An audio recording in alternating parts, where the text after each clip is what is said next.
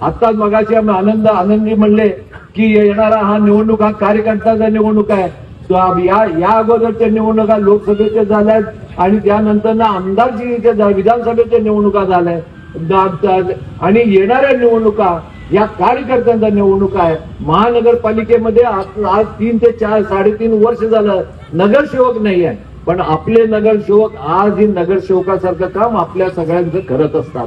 आपण फोन केलं तरी जाऊन येतात आणि आपले काही आणि जिथं कोणी नाही तिथं आपला आनंद नेता जाधव आहे आणि त्या सगळ्या कामं करण्यासाठी ते कटिबद्ध आहेत. आणि म्हणूनच आज येणाऱ्या निवडणूक ही कार्यकर्त्यांची आहे. आमच्या दोन्ही नेत्यांचं म्हणणं, आपल्या राष्ट्रवादी व शिवसेने त्यांचंही म्हणणं आहे की आपण ज्याप्रमाणे लोकसभा आणि विधानसभा लढविलं यापुढेही तुम्ही आमच्या बरोबरच राहायला पाहिजे, आपण सगळे मिळून लढवायला पाहिजे.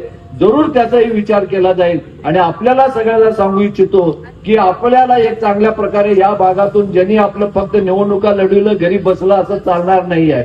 या कुठेतरी आपल्याला बदल व्हायला पाहिजे.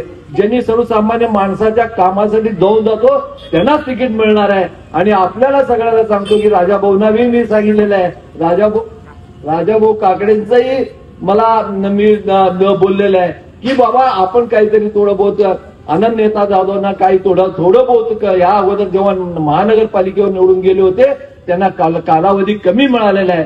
या पुढच्या वेळेमध्ये कालावधीमध्ये आपण 5 वर्षाचा कालावधी त्यांना देऊ.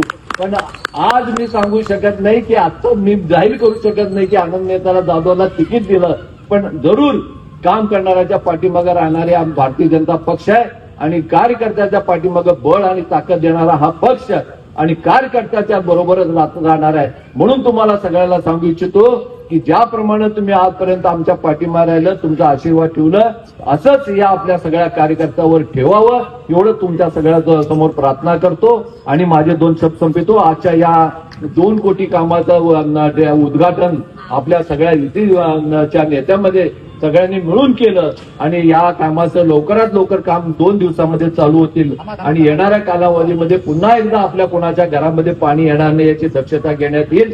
आणि पिण्याचा पाणी हे जोडत आपल्याला ज्या कमी दाबाने येत होतं तेही चांगल्या प्रकारे येईल आणि राहिलेले रस्तेही पूर्ण करण्यात येईल एवढं मी तुम्हाला सगळ्यांना शब्द देतो. आणि पुन्हा एकदा मी आनंद नेता जाधव यांचा आभार मानून माझे 2 शब्द संपवितो. जय हिंद.